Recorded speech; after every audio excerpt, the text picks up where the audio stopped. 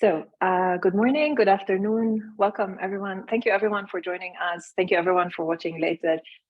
We are very honored today to welcome Stephen Heller to this interview, an unofficial chat between, ILT and Stephen. Steve, thank you so much for making the time to come on the call today and to chat with me and, free up some time so that we can talk about the book. First of all, congratulations on the publishing of the memoir. I know it's been a long time in the works, and it was fascinating to read, full of details, full of it's hard to keep up with the energy of it. With so much happening, so many little details here and there. And I was like, by the way, there was this, and then there was that, and it's. It definitely brought to life an era that was definitely before. I mean, it was 60s and 70s, and I was born in the late 70s, so it was before I was born. But it almost felt cinematic reading it, because there's just so many characters and so many interesting characters and so many things happening and drama. And you're turning the page, and oh my God, he was arrested. And I'm like, no, he was a witness for the prosecution, and it's just there was a lot. So first of all, thank you for sharing, because I know it means a lot that we are able to share this information with you. I'm glad to talk to you about it. There's a lot that isn't in there that is on the cutting room floor, so to speak. And I was thinking maybe I should do the unexpurgated version, but that would really get in trouble. Okay, so we don't want you to get in trouble, but the book felt really cinematic, and I was wondering, maybe we should tell the audience what I had in mind and to share with you, because you only know that I've asked you to read a few passages, but so just to tell the audience. So we have 1 hour of Steve's time. I will ask him about 2 stories. I will ask him to read 3 passages, and then I will ask about 2 insights that feel like they need to be unpacked a little bit more, because it's like a little door and a little bit is open, and you peek through, and there's a lot of interesting information back there, and we want to get into that room. So that's the plan for today, but there will be time for questions. So if you would like to ask any question, just put it in the Q&A, and we will get to time when we do that. So let's very perceptive about the door. Yeah, there was benign intent. Yeah. Good. Like it piques the interest. There's just so many. It feels like sometimes just one sentence could be taken, and it could become a whole chapter or a book even. And I've picked up a couple, so I hope that you will like what I've picked up from the book. Like I've said, there was a lot. So let's get to it. I think we start with the drama and the cinematic aspect of it. You got arrested. I didn't know, and it's just there's a lot of people who think oh my God, we're changing the world, and design is going to do everything, and but you actually got arrested because of design and because of the work that you were doing, and I would love if you could recount just very quickly just that story. What was it like, or how was the feelings? All of it. Well, the book takes place between 1966 and 1976. So it's a very defined period. Mm-hmm. And a lot of crazy stuff was going on that for me wasn't crazy because I grew up in it. Mm-hmm. I got involved in what I call now hippie pornography. It was an offshoot of the underground political press, and was the first art director for Screw, which was a big radical change in terms of sexual presentation in this country, and caused a lot of people to get very upset, especially the law.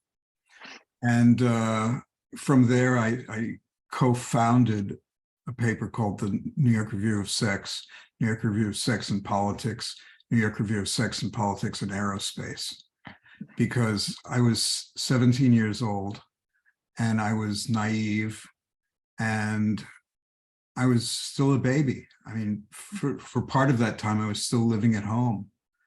the reason I left home at 17 was because I was arrested. And my mother said, "Did you have to use your real name?" So she hit me with that on my birthday, and I figured enough is enough. It's time for me to fly the nest. But what happened was these sex papers started. People complained about them, and all you need are a few complaints to the district attorney, and he goes out and investigates, and he makes what are called prior restraint judgments. And so he sent police to get evidence, meaning they had to buy the paper from my office. And then 2 weeks later, they issued an arrest warrant for me and for all the other sex paper publishers in New York. What kind of experience was it? The first time was kind of fun. The two cops were kind of amusing. They didn't know, they were from the district attorney's office, so they didn't know which precinct to take me to have me booked. And I knew the area better than they did, so I was guiding them where to go. And they needed to get there at a certain time or they'd be on double shift.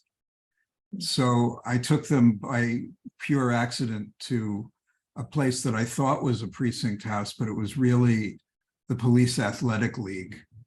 It was for kids. And when we couldn't get in there, we ended up going to another precinct. And at that precinct, the minute I walked in the door, like cockroaches, the undercover cops just scurried in all directions because they had known my face from peace activist demonstrations. And we used to take photographs of the cops and run them on the covers of our newspaper, the New York Free Press. Wow. So they were caught, so to speak. Yeah. And then Nice. the rest of it was semi-routine, like you see in any police procedural: handcuffs, fingerprints, filling out a form, getting back in the car and going down to central booking. And at central booking, these cops, they just wanted to go home, the cops who arrested me, but it was too late. So they had to babysit me while I went through the bowels of the criminal justice system. And I got thrown into a pen, a holding pen. And since I was underage, I had to stay with the women.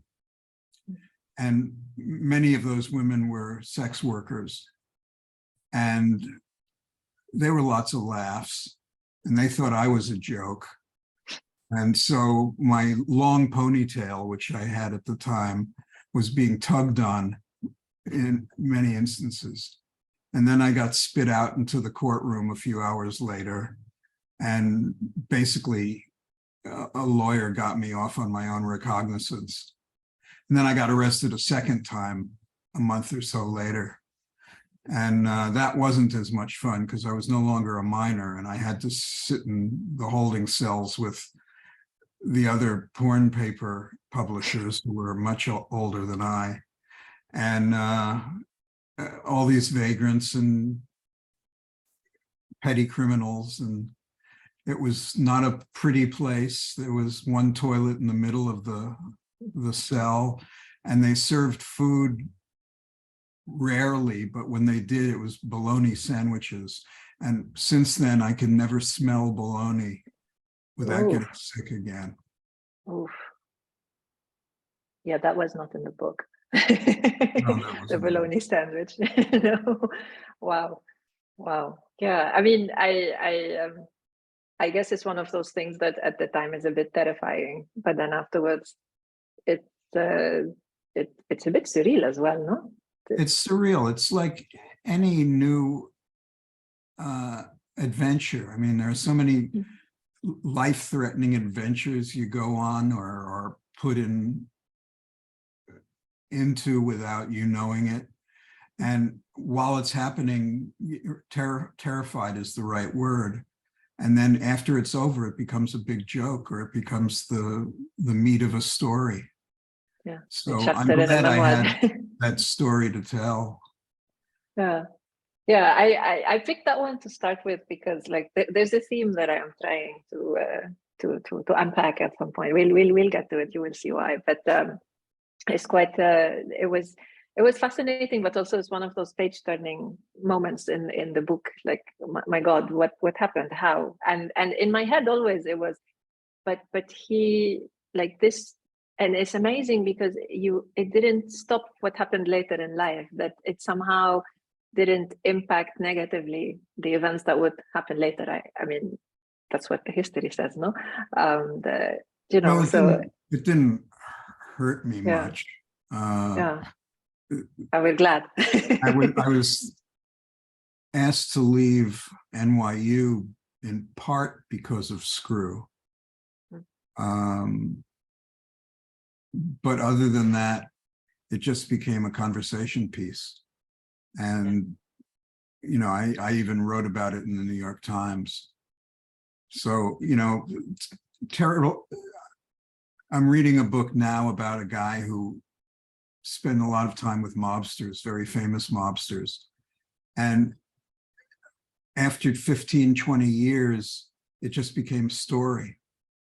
You know, it wasn't as dreadful in retrospect, but in retrospect, for me, dealing with the New York City mafia, which we had to do because they distributed these newspapers.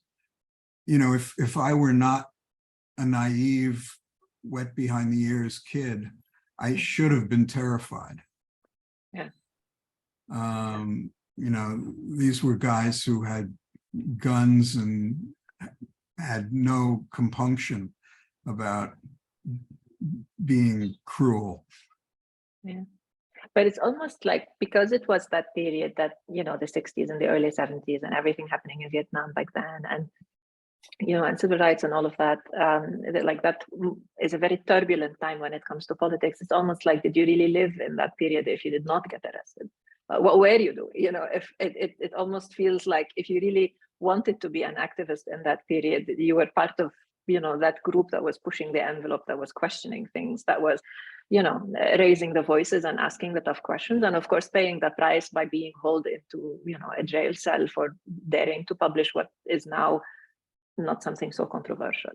So right. Well, that whole period was both exhilarating and out of control. I remember being on a demonstration at the induction center in New York where potential draftees went to get examined, and I went when I was called to that induction center. And I just remember a sea of blue greatcoats, all carrying batons. You know, it was worse in Paris in '68 because they were paramilitary, and the New York City police weren't paramilitary, but the military was called out and National Guard was called out many times. And I had incidents that are not in the book where I was faced with armored cars and rifles demonstrating for Bobby Seale, the Black Panther. Wow. Yeah, no, there's still a lot that's outside the book. There needs to be more books, please. Yeah, there's a lot to unpack, I guess. There are many lifetimes within that decade. Like I remember when you first told me that, you know, you're writing a memoir, but it's only one decade. And but that word only is almost like it's barely, you know, enough, the one book, to cover everything that was going on and all the different ways to look at it because of the socio-political changes that were happening. But the next point that I wanted to raise is relating to your design education and how it actually turned out. There is a memoir. In the memoir, you talk about one of your mentors who, because I mean, you had left NYU and SVA, and you learned design hands-on on the job, thanks to these wonderful people that you came in contact with. And so there is this really nice passage that I found. And if I remember correctly, this is the first time in the memoir where you start to talk about type. And obviously, we love typography here. So it was nice to bring about. So would it be okay if you could please read the reading number 1? Sure. And to put it in context, this is, just or maybe you put up, the context. Yes. I stumbled into graphic design. I wanted to be a cartoonist. And that came from earlier traumatic experiences. Cartooning became a release of emotion and deep trauma. I got a job by coincidence, happenstance. I just happened to fall into an underground paper's office at the right time and took the advantage of telling them I knew more than I knew. And I knew nothing. So whatever I said was a big fib. And so I'll start reading. That's when Brad Holland became my teacher. For those who don't know Brad Holland, he's one of the pioneering American illustrators who really changed the way illustration has been done in the US, creating the notion that the editor and the art director aren't the ones who come up with the ideas. The artist should be able to be free to complement or supplement an article. So that's when Brad Holland became my teacher, not in the ways of illustration, but in publication design in general and visual thinking specifically. He had worked for major professional art directors, Art Paul at Playboy and Herb Lubalin at Avant-Garde. They were, in addition to fluent with art, brilliant typographers. I wanted to be that too, sitting on Brad's grungy Lower East Side tenement floor day after day for 3 or more weeks, pasting up pages for Borrowed Time, which was a magazine I was publishing, cutting and gluing various clip art letters together, making the best use of transfer and press type.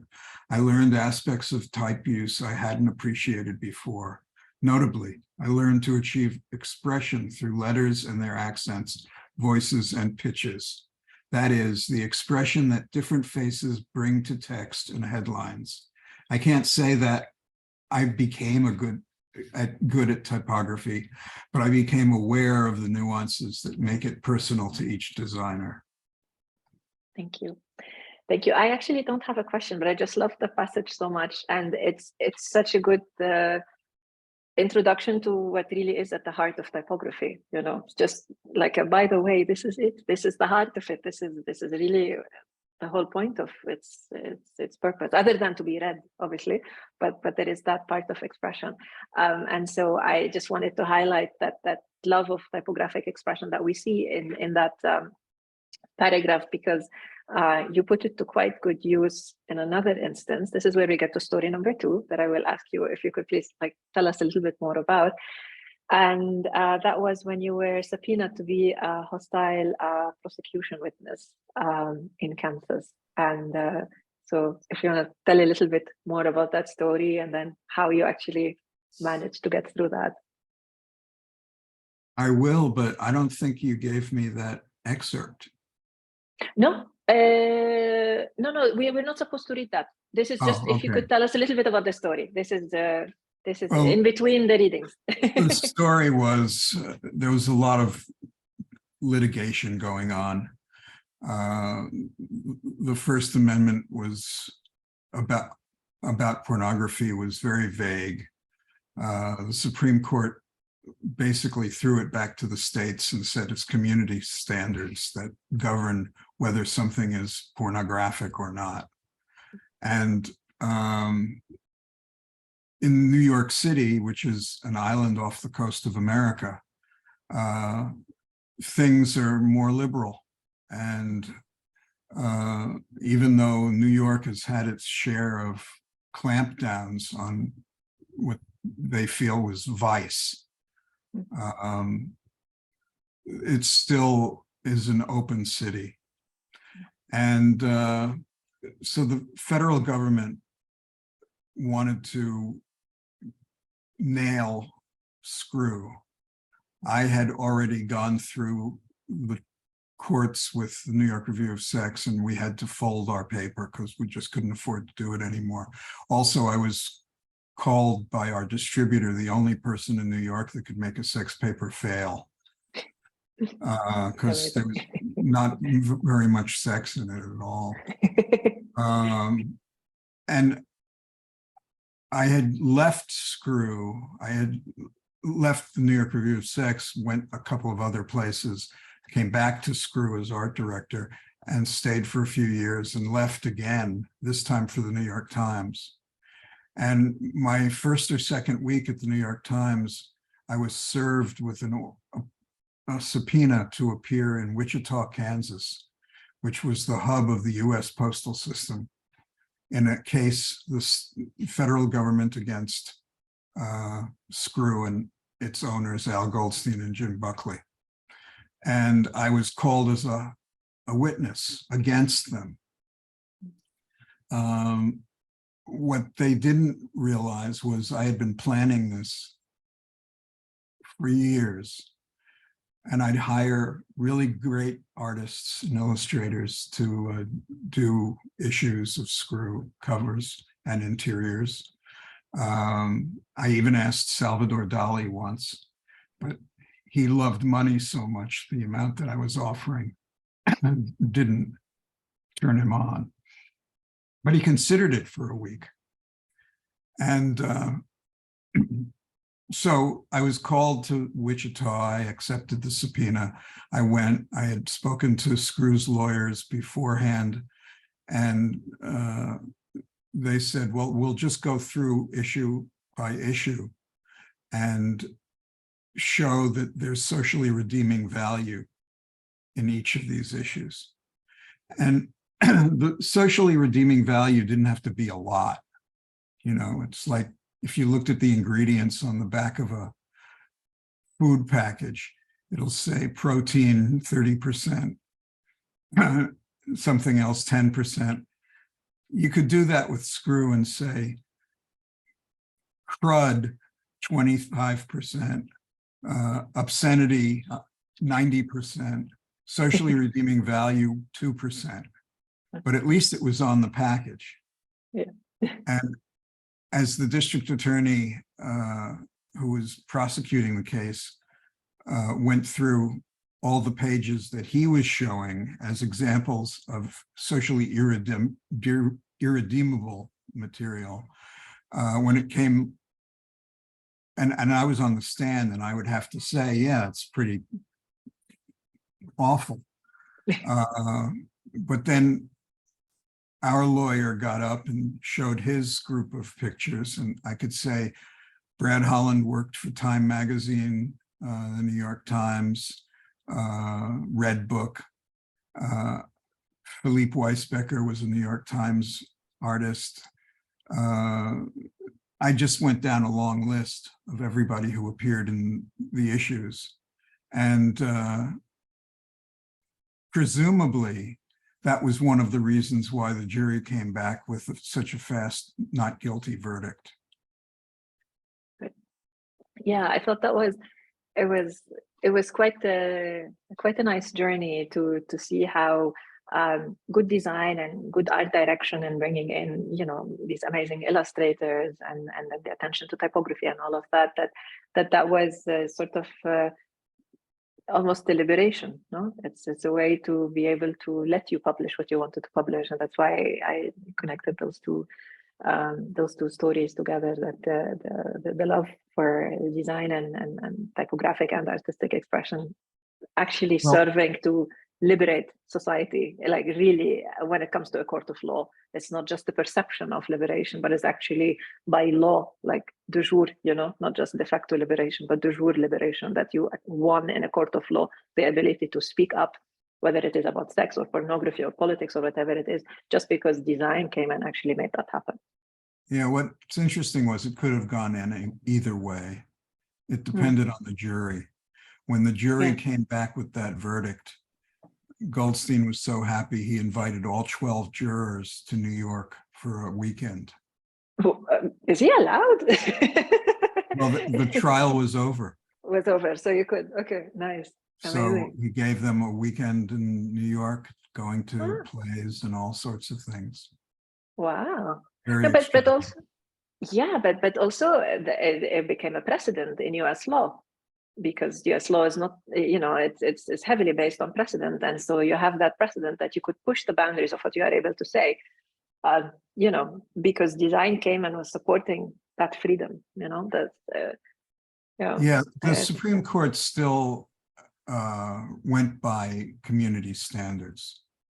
So a jury is a community.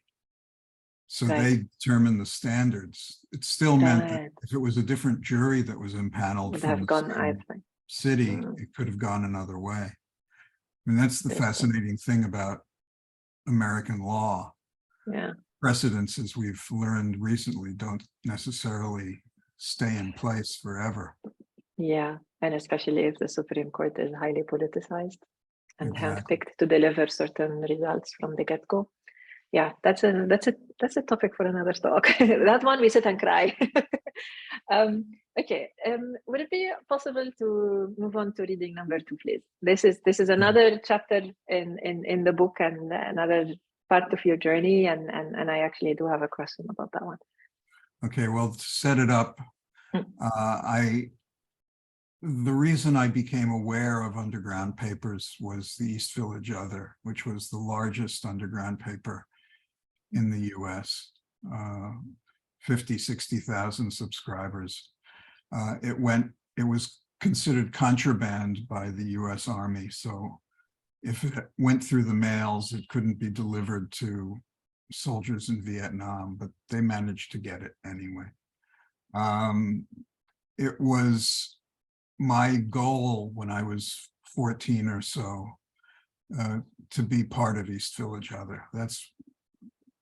I felt close to them because of seeing it on the newsstand and seeing certain covers that were done that had a wit to them that appealed to me. It was my haven. So I tried to go to get a gig at Evo, but they thought I was too young. And that's when I went to other underground papers, which didn't seem to care. So this passage is, the issues of Evo printed on cheap newsprint are hard to find these days, either because they were thrown away or turned to dust. Those that remain in the hands of collectors, however, represent a remarkable period of counterculture publishing, naive design, and youthful exuberance that marked one of the most democratic periods in American history, when the means of cheap communication was in the hands of the many. For me, I learned how much fun it was to make ad hoc design. While I have continued a rather reserved course with my art direction, my Evo experience was not a youthful fling, but a point of departure. Thanks to Robert Hughes, who was the art critic of Time magazine, I started to study the history of data, and in that spirit, I decided that every designer needed a data period, if only to clear one's head of the rules and strictures of design. Like a decongestant, Evo cleared my head. Oh, thank you. Thank you. I mean, the book has many, many fascinating details about what it was like, particularly fascinating about the stories of the Thursday pay stubs. When everyone is there and there's drugs, there's other things. It's basically mad, at least to my mind. So I feel like I had a very, very sheltered existence in comparison. But I wanted to ask you, and this is really it's a betrayal of my own ignorance. So and I'm hoping other people will also have the same questions on their mind like me, but is there an underground press today? Do we see similar risks or risk taking in design, or has design become very sanitized and very Instagrammable? Is there anything of that spirit left? And if yes, where is it? Because it's interesting, and we live in days where politics is like, since the 60s and 70s, I don't think politics came to be as turbulent as it is today. And the necessity for design to speak up has not been as pressing as it is today. And if all we do is post nice pictures on Instagram the whole day, and we are not engaging with the politics, then something is missing. So is there something like this? Does it exist? If not, Well, can we make it? It's a good question. I think every generation has its own alternative culture. Every generation rebels against the next generation or the previous generation. I mean, that's a generalization. Yeah. But what happened in the 60s was technological. You were able to set type easily on CompuGraphic or Phototypositor. Printing was rather cheap. You could do web offset printing, get a couple of colors, get 8 to 16 pages and pay very little. So people took to that medium and used it at the same time as this great consciousness was awakening. The sleeping giant of American repression and its own oligarchy, and the need to resist what was going on was triggered by the civil rights movement and the anti-war movements. So the scene was set for some sort of counter-revolution or evolution. And it started perhaps with comedy. There were comedians who did things that were about internal subjects rather than just jokes about the external world. Nichols and May, Mort Saul, Lenny Bruce. These were all heroes to many of us. So this is a 24-hour story to begin with. To get to the point, to answer your point, when the internet first began, you could see the guerrilla activity going on with digizines and hackers and all sorts of things that were happening there.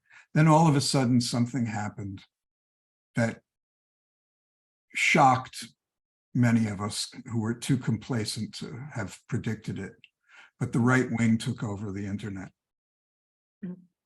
And so the alternative culture now is an insurrectionist culture. When my generation was fighting the man, it wasn't about insurrection. The words were used, but the feelings were more about changing the culture from within. Now the term insurrection, civil war, right-wing activism, they've all took bits and pieces of that counterculture and are using it today. I was shocked during the Trump campaign to see so many images come out of his base that had roots in the left-wing underground press. Yeah. And the left wing had its own crazies. It had the Weathermen. It had a lot of, I was always kind of centrist in terms of my left-wing leanings, and I still am. You know, it's more of a humanist sensibility. But I think there are still people who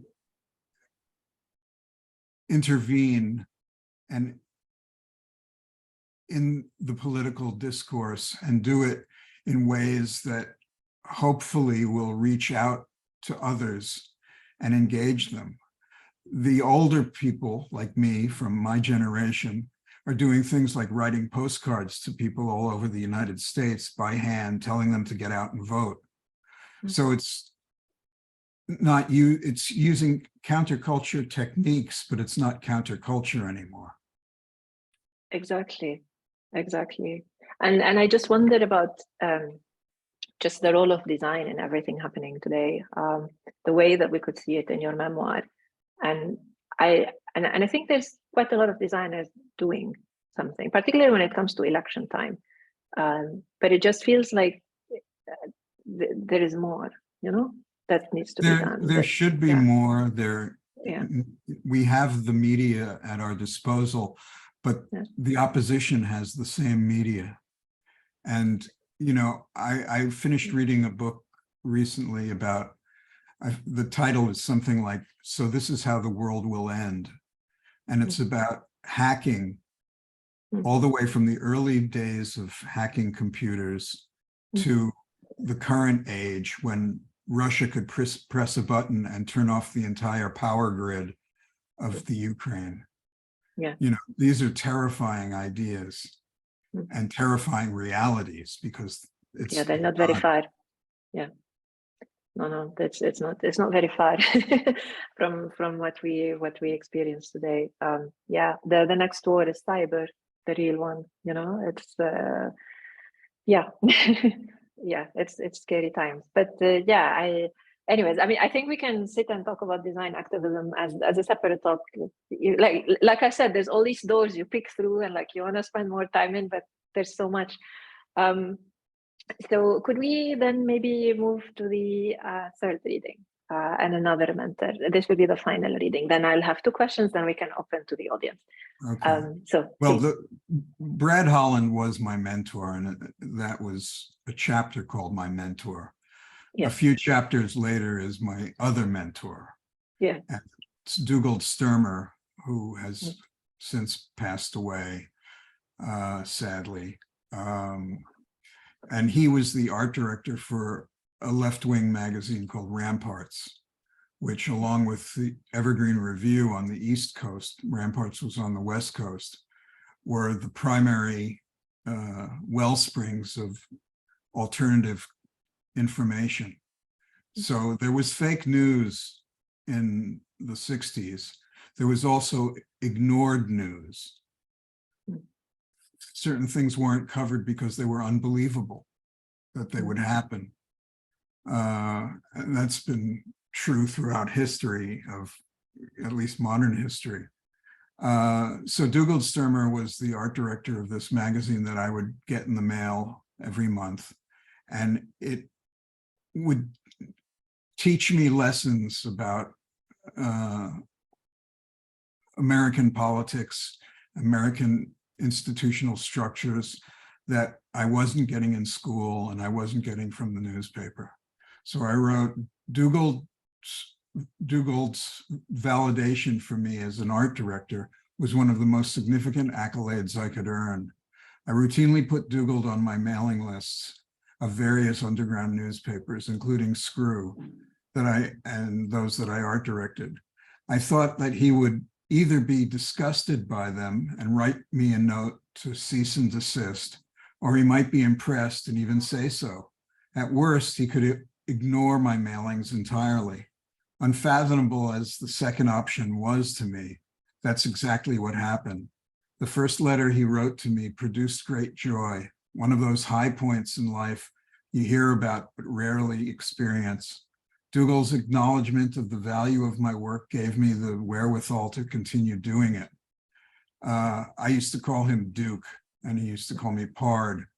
So Duke became a moral compass, a term I hate, but it's entirely apt here. He instilled in me the truth that the work of designers and illustrators can have consequences. Nice, thank you. Yeah, I also don't have a question about this one. Not really, but it's just, it's wonderful to see and that you share with us, but also to see the impact of how being around the right people can sort of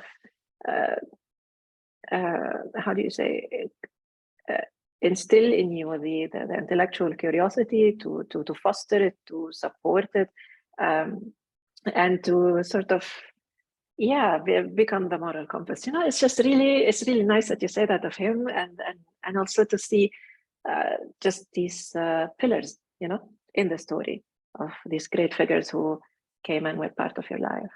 Well, everybody has heroes, and you often hear people say, I'm your biggest fan. Well, that's nice, but it's also very superficial and doesn't really mean anything. It's nice to know that somebody would say it, but it doesn't have any depth. We all have these people who have been incredibly influential in our lives, and sometimes the influence is for worse, not for better. But they still hold a place. I mean, I write about somebody in the book who, in fact, was very consequential to my life, but we never really got along. And I resented him for a long time. Ironically, I wrote his obituary in the New York Times. And then in writing this book, I realized how important he was to me and the rest of my life. But, finding that person or persons that will guide you even for a minute is invaluable. Absolutely. Yeah, I mean, it's just the memoir is testament to the best of people, when they are able to open up and support, and the importance that people who are a little bit ahead in their journey of, to use the overused term of keep the ladder down, is that it? Not to take the ladder up, basically, to just give a helping hand, to support the next one, to not close the door behind you, whatever it is, the right metaphor in such a case. Just you got it. That one. It's just so important. That's why I really wanted to bring that up. And the threads that I'm trying to maybe unsuccessfully bring together, the importance of these people in our lives, and the necessity to be open to these opportunities, to see them not as competition, but opportunities of learning. I think this says a lot about the person, in this case you, because you would then have a growth mentality rather than a fixed mentality, the one where you see these people as, like you are a forever student in such a case, because you see them as sources. I love the way you've woven this together. It's very gratifying. But in one case with Brad, for example, he was a pillar for me. He was a pantheon for me. But because that is a pillar and a pantheon are so mammoth, gargantuan, I tried to reach towards his bar, his plateau, and I never could. And I knew that from the outset. But therein lies another aspect of the familial relationship. These people become fathers, mothers, grandparents. They are the keepers of wisdom and keepers of experience. And so because I couldn't reach Brad's heights, and Brad never said anything to me about my own drawings that I heard, I stopped drawing. Yeah. And I did that kind of out of spite. It's spite from myself, but also I thought I would be hurting him. And some months after I had stopped doing what I was doing, I saw him in the street and he said, I haven't seen your work around lately. What happened to it? And I said, I've stopped. And he said, that's too bad. Some of it was really good. So had he said those words right away, maybe I wouldn't have stopped, or maybe I was looking for an excuse to stop anyway.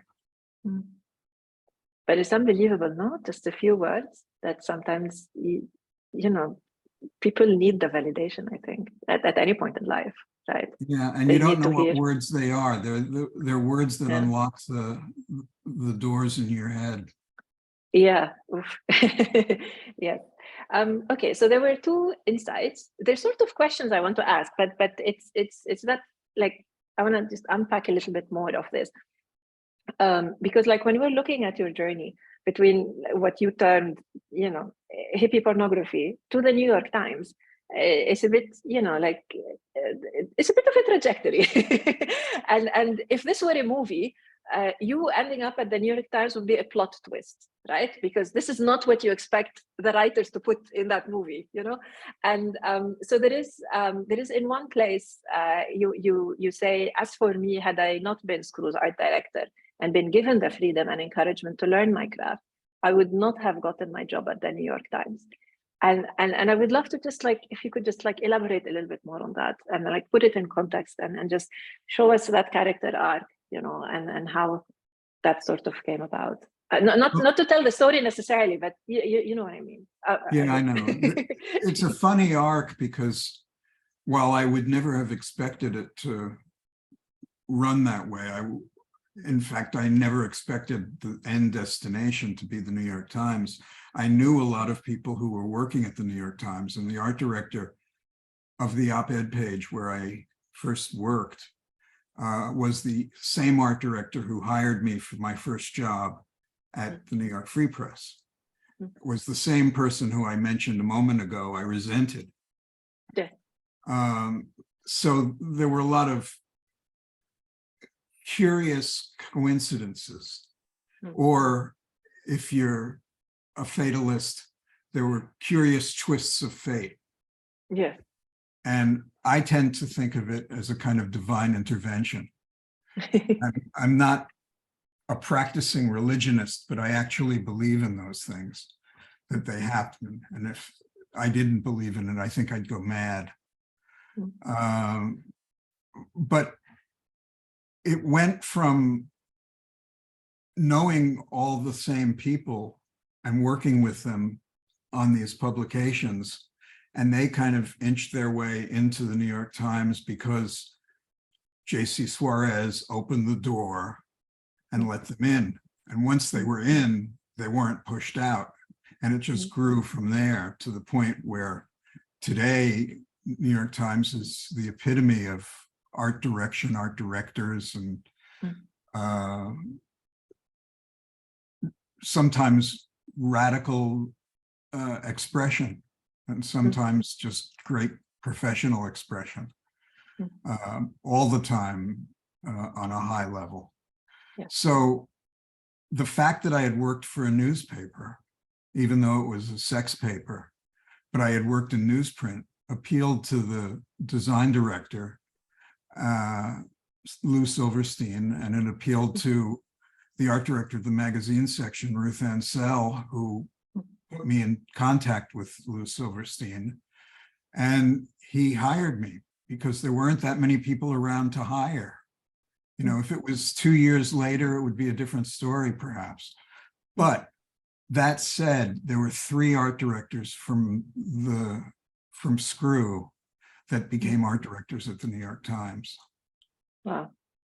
There was JC, who went on to Screw after the Free Press and after doing something else. There was a guy named Bob Eisner, who came after me, who had later went on to a big newspaper in Long Island. And so it wasn't unusual to hire people from the underground press because we had the experience.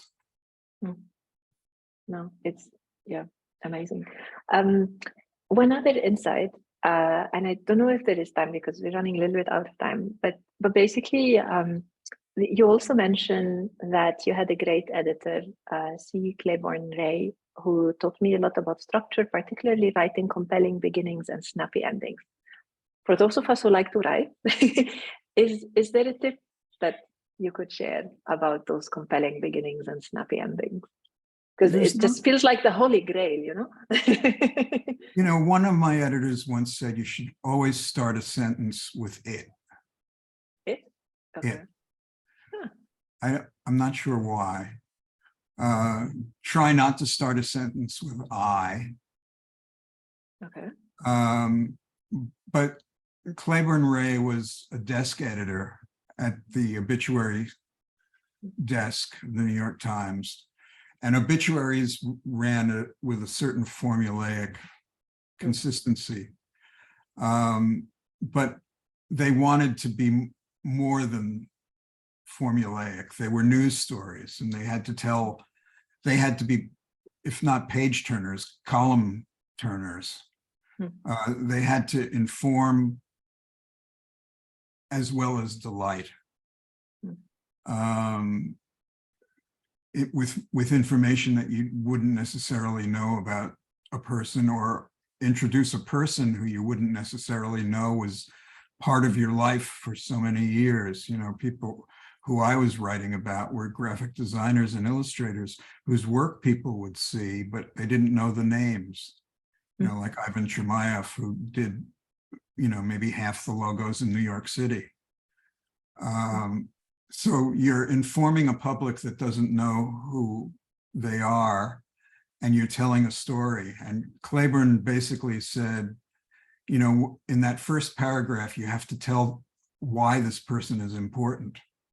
And so you have to take a lifetime and squeeze it into a short sentence. Then you expand a little bit, as much as you're allowed to in terms of word count. And then by the end, it's not just so-and-so is survived by, but so-and-so said such and such. And that is the exclamation point on the piece. Nice. Okay. Interesting. Great. Thank you. We have sort of 2.5 questions, or 3. I'll start in the order. Actually, they're all around the same theme. So I'm just going to tell you all of them, and then maybe we just get one answered. And then if anybody else would like to post more questions, like now is the time, because we're running out. Basically, so D, I think is David, maybe Jones. He says, like, Stephen Heller got arrested. Great story. Nadine said, we don't want to get Stephen in trouble, but isn't it our job as designers to make trouble and ignite change? How do we find a good trouble? I think that's really the heart of the question. How do you find a good one? And then Dominic Xavier is asking, what advice would you give to designers working with activists and progressives in 2022? And as a follow-up, what advice do you have for designers with portfolios full of work that may offend a lot of clients, like sex work, pornography, etc.? So I think some of the, like, there's a common theme in there. There's a common theme, but they're all very interesting questions on their own. Yeah, take your time. I'm here. I don't have anything else. So the first thing is that designers have a responsibility to their clients. And I propose that one of those clients is yourself, and what you believe in and how you manifest that belief. So if something has happened that has roiled your world or made you angry, address it in some fashion. It doesn't necessarily have to be a typographic response. It could be like writing postcards to independent voters to get them out and vote. Or it could be doing an intervention on the street. But I think designers, as handlers of the flame, of the pen, of the sword, should put themselves out into the activist world if they can. Now, once you're in the activist world, and particularly now with the internet and people look, if you're looking for employment, HR people will always go on the internet and look to see what you've done and what you've said, and, you know, very careful about proper behavior and all. If you believe in what you're doing and you want it out there, you just have to accept the consequences. I accepted that I was going to be arrested. I didn't look much further than that because I was so young and stupid. But my parents were worried about that. for sure. That was one of our points of contention. But I think that designers who want to do socially responsible work should live by Milton Glazer's 10 principles, which can be found in his books and one of my books called Citizen Designer.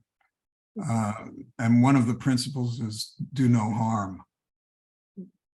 So from do no harm to do good is there's a wide space between those issues. And some people just do it without thinking that some injustice has been, Black Lives Matter occurred because of an event that triggered an explosion. And out of that explosion came graphic materials. Sometimes it was graphic design by our standards, and sometimes it was just immediate visual response. Absolutely. Yeah. And it's not like we are lacking any of the things to discuss, no, when it comes to like causes that you need to support, right? But I think also the challenge, going back to what you mentioned earlier, that many of the, or much of the language that was revolutionary in the 60s or 70s has been co-opted for what is actually the opposite aims. And at least for me, the scary thing in all of this is that up to a certain point, what Obama said about the moral arc, that it turns towards justice. But what we see today with the regression of civil rights in the US and all sorts of freedoms, democracy itself sort of regressing backwards, then even though the morality we want to progress forward, it just seems that it's spiraling back with a vengeance almost, that we need to pay the price for having had Obama in the first place. That's the scary thing, at least for me. That's the scary thing. But also, I think we've mythologized democracy. I wrote a piece recently about Plato's Republic, and Plato wasn't a fan of democracy. He felt that it was the root, or Socrates felt it was the root of corruption and permissiveness. And so our definitions of democracy are all different. I mean, the Soviets had the socialist democratic republics. What does that mean? They were socialists and they allowed people to walk the streets and say what the government wanted them to say. I mean, all of this language gets in the way of a lot of things. America was never a totally democratic country, and as we're seeing now, still isn't. Yeah. No, I mean, designers it's a proper oligarchy, to be honest. I'm sorry? I mean, when it comes to definitions, it's an oligarchy, because the laws do not match with the will of the people. Like if you say gun control or any of those hot button issues, when you have polling across the whole country, the population is in one place and the laws that are being passed are somewhere else. And so there is this disconnect. The factories, and so are the big offices. Yeah. Okay, let's get, there's 2 more questions, if it's okay with you. Okay, we practically.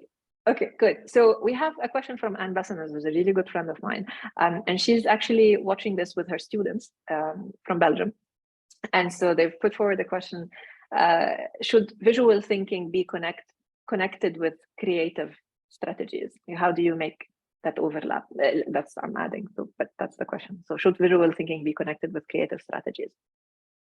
Well, I have trouble with the terminology visual thinking and creative strategies. I think they're hard to separate. I know there are protocols and definitions of those terms that are useful to separate out. But the fact is, when you're doing something visual, let's call it propaganda. There's good propaganda, there's bad propaganda. most of what we consume on a daily basis is propaganda. And we just have to be aware, we have to be literate in terms of what we let through our filters. But I think visual design thinking leads to visual strategy. And you can't really separate one without addressing the other. I mean, I think from an academic perspective, you possibly can, just as you can take semiotics out of the world of literature and put it into a visual context. But I think in terms of actual practice, those things come together quite naturally and quite unavoidably. Good, thank you. We have so far one last question. This is more about I love typography. So we did not ask this. This is from Jonah, and he's asking, how do you go about choosing the best font of the month? Well, I'm actually glad he asked that. Oh, cool. First of all, I think I've said this in one or two of the columns. I seem to be leaning more recently towards expressive theatrical typography. I see type as a performance art. And so when I go through the list of 30 possible candidates, I look for the one that's most performative, while at the same time, it includes the aesthetic qualities and the functional qualities that make it a typeface. You know, it's not just graffiti on a wall, although graffiti is performative. It still has to live up to some of the standards and tenets that go back to the earliest forms of typography. So I spend time looking at those and playing with the test drive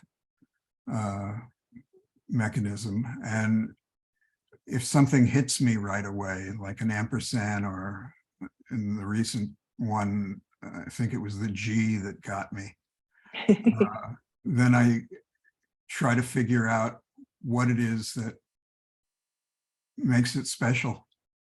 Yeah. But I think there are so many terrific typefaces being done that are more what I would call quiet type.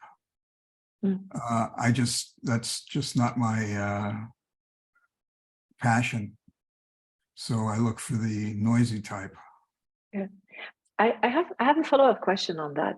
Do you think that the choice of typeface is related to where you are in your current moment, having been working on your memoir and revisiting the time of the 60s and the 70s and that period of exuberant typographic expression in all of those underground magazines, that it somehow sort of revived or rekindled that passion? Or was it always like this? Or is it perhaps related to, you know, those memories that are sort of like finding their expression in these typefaces every month?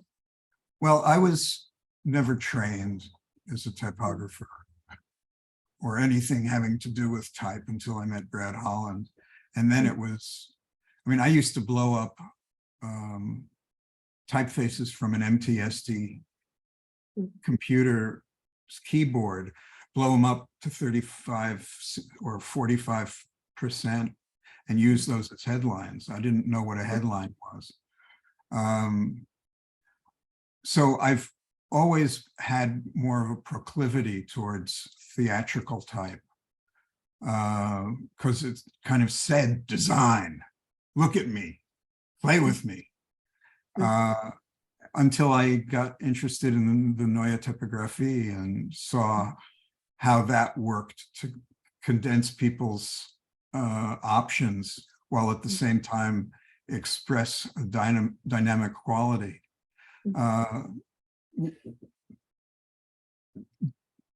To answer your question as concisely as possible, the book has a lot of things in it, illustrations in it, of work that I've done that I'm not sure has any value at all other than its historical value. From a design point of view, I could never do that stuff again. And I don't think I'd want to. I kind of like looking at it only as a representative of what I had gone through, but I don't even work with type much anymore. So the book itself is designed by my wife's assistant or associate, Matt Smith, and at Louise Feely Ltd. And it's very bookish, and the cover is very newspaperish.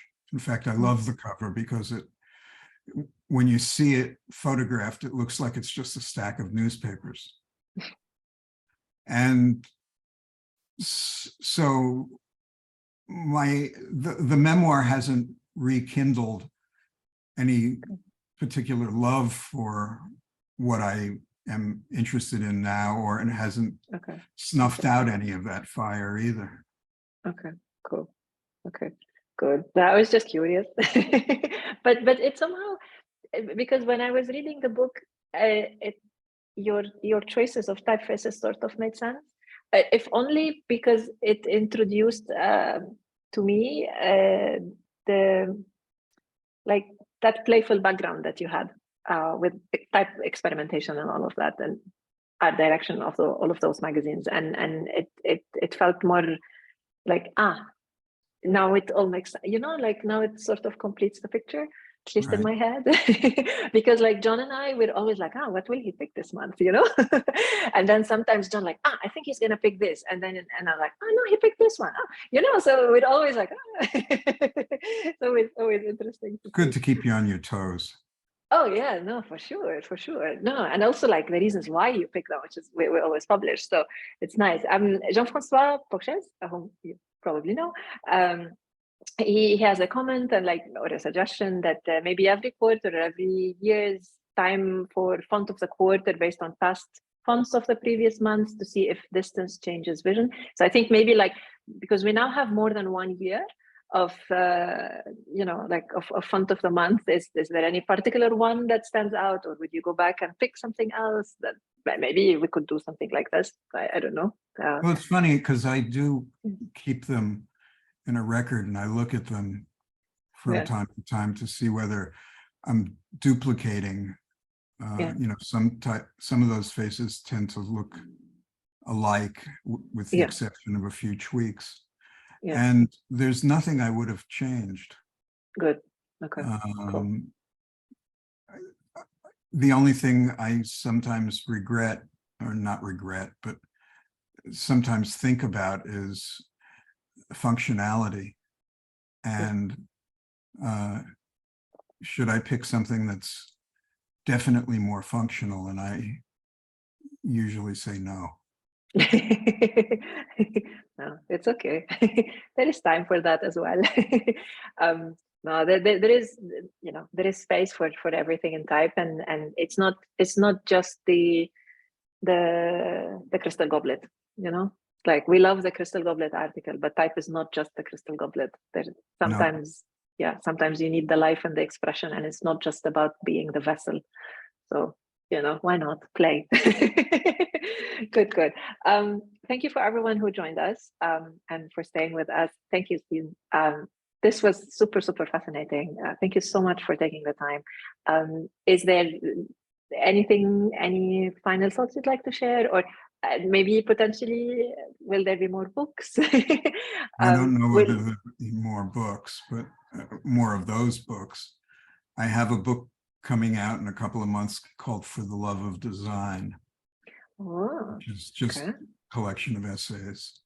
But I want to thank you for this, because your questions were great, your setup was great, and it's been terrific working with you for this year that we've been collaborating.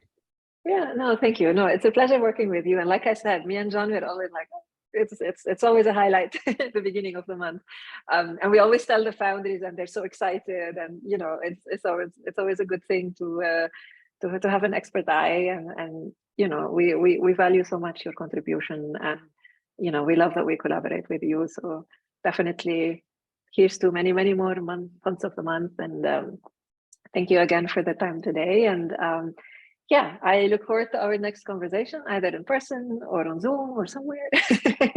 So thank you so much. Thank you. Thank you. Thank you, And thanks everyone. to everybody for being there. Yeah, thank you. Thanks. Bye-bye.